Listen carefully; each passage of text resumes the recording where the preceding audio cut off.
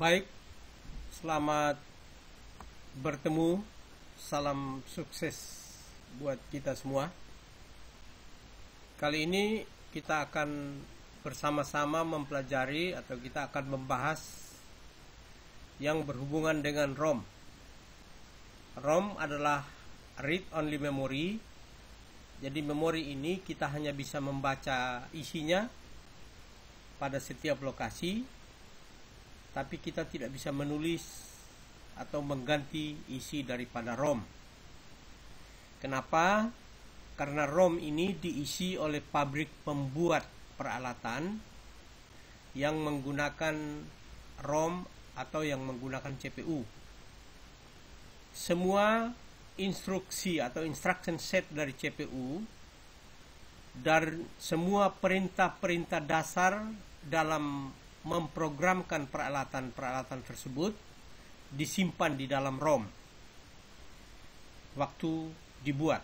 Jadi ketika dibuat sudah terisi ROM-nya, jadi kita tidak bisa mengganti isinya dan sebagainya.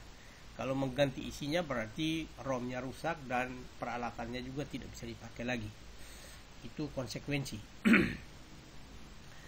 Prinsip pembuatan ROM, salah satu yang saya angkat adalah seperti ilustrasi atau gambaran berikut.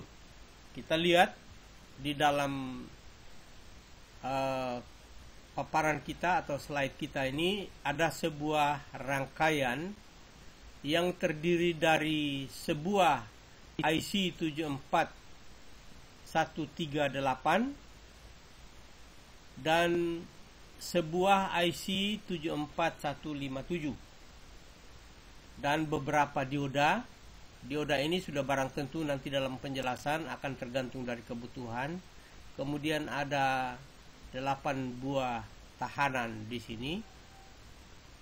Ya, 8 buah tahanan di mana prinsip kerjanya dapat kita jelaskan manakala semua sifat utama dari komponen-komponen yang ada kita harus tahu.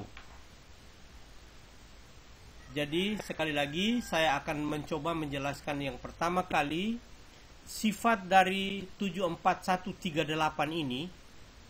Ini adalah multiplexer sebenarnya, tapi bisa juga disebut decoder.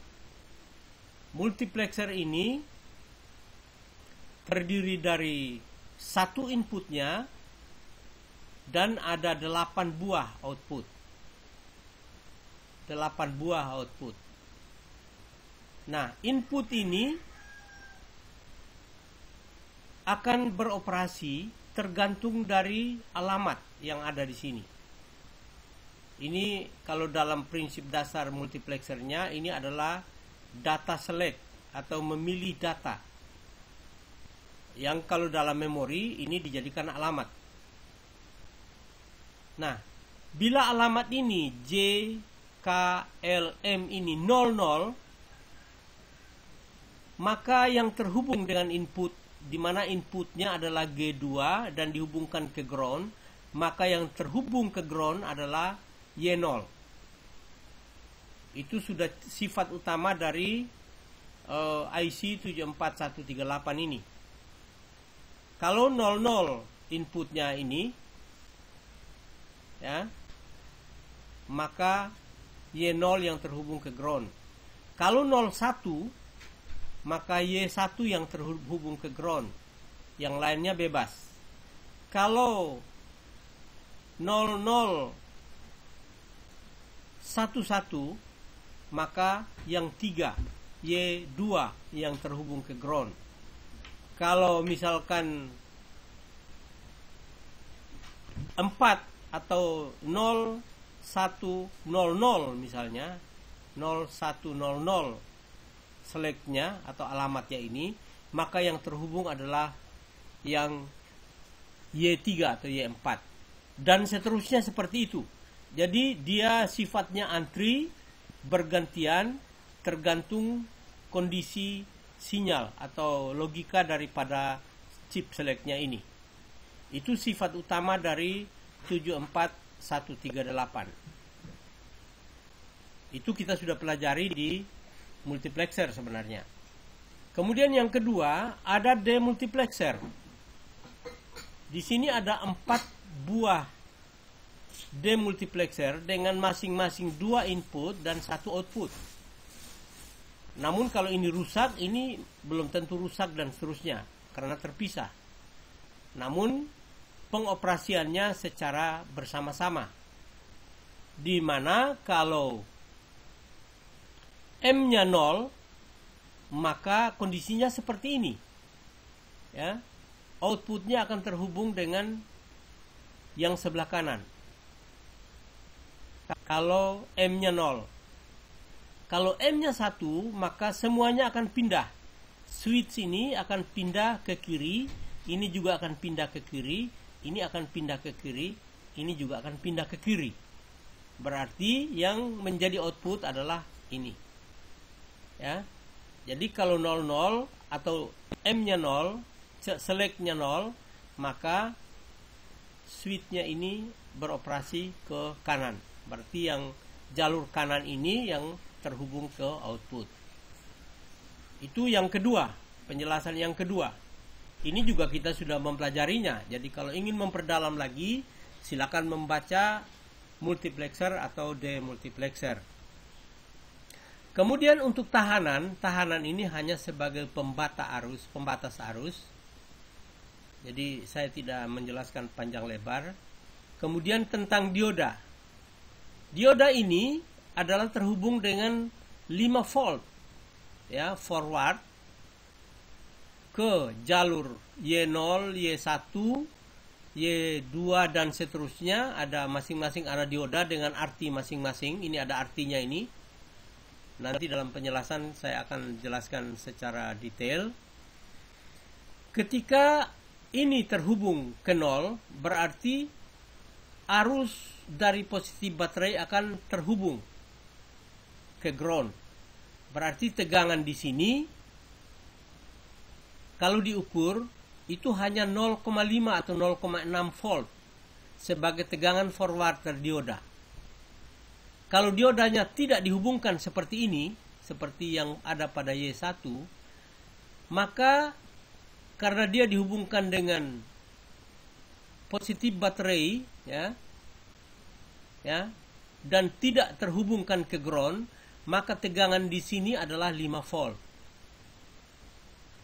Kalau tidak terhubung 5 volt, kalau terhubung lewat dioda, berarti di sini jadi dianggap 0, walaupun sebenarnya 0,6 sebenarnya. Demikian sifatnya. Jadi ketika dari positif dia forward ke negatif, tegangan pada dioda itu hanya 0,6, di mana tegangan pada dioda itu sebenarnya sama dengan tegangan output di sini kalau terhubung. Berarti kalau 0,6 berarti 0 di sini.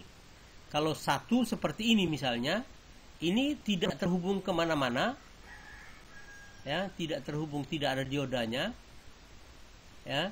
Jadi ketika M-nya 0, saklar ini berpindah ke sini, maka output ini adalah 5 volt atau 1, logika 1.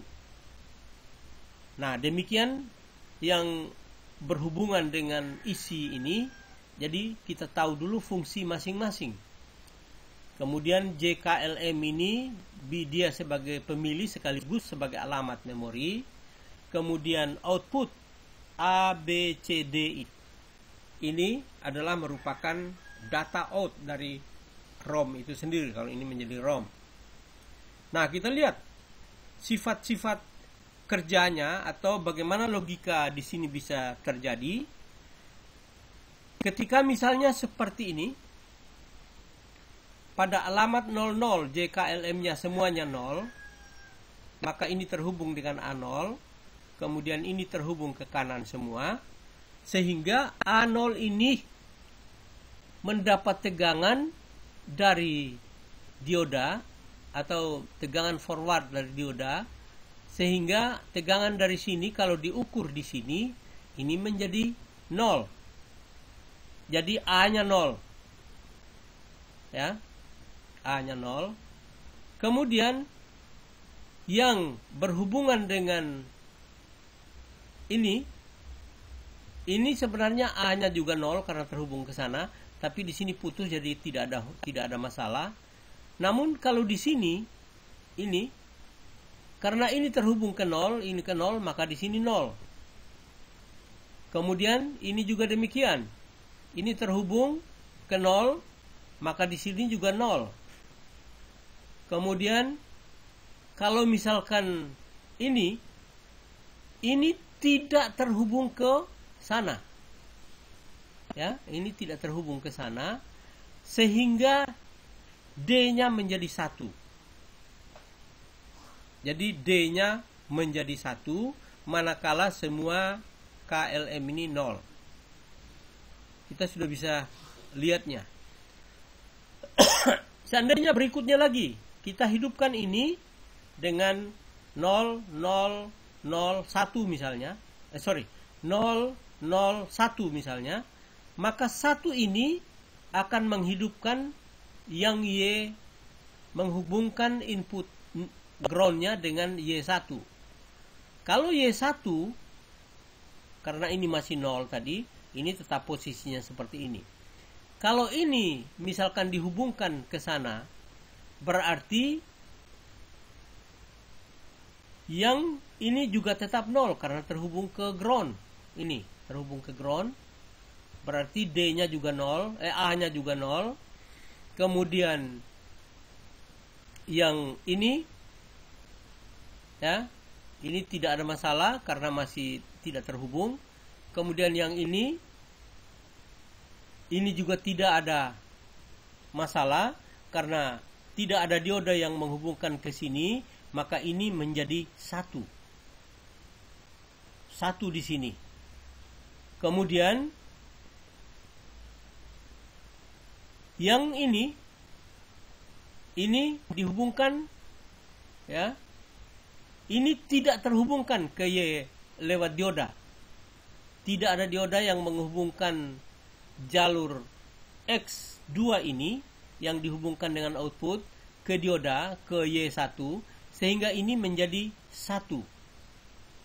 Kemudian yang ini ya, output D. Output D ini terhubungkan dengan dioda ke 1 karena 1 ini tadi yang ke 0 sehingga di sini jadi 0.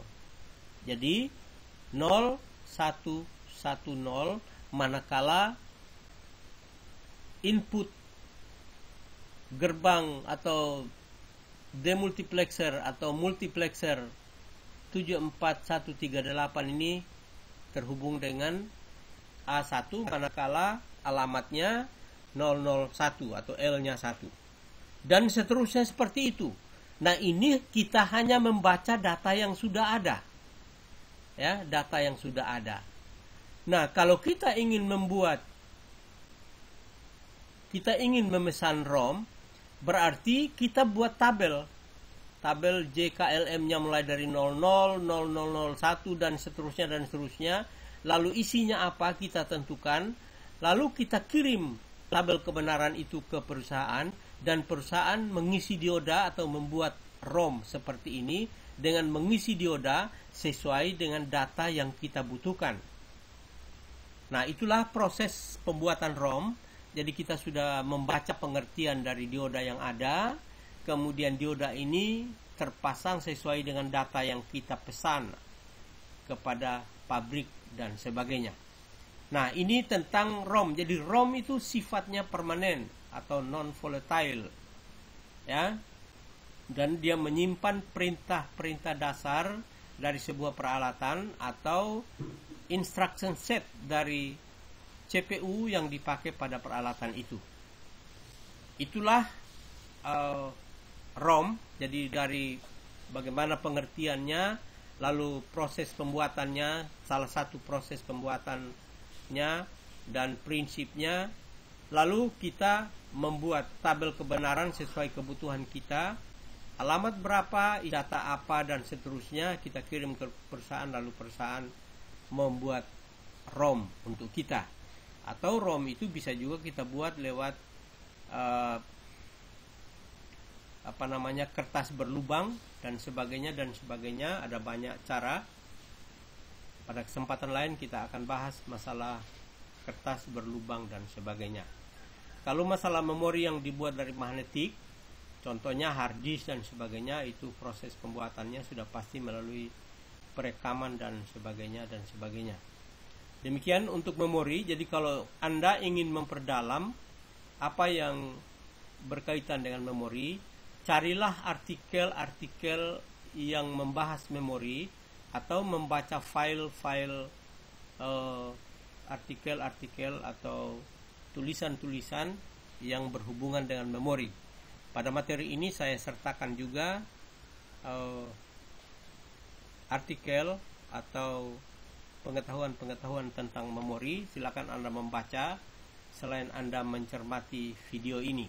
Kalau ada pertanyaan pada kesempatan lain, Anda bisa bertanya kepada saya atau kepada siapa saja. Mudah-mudahan berguna buat kalian semua. Terima kasih.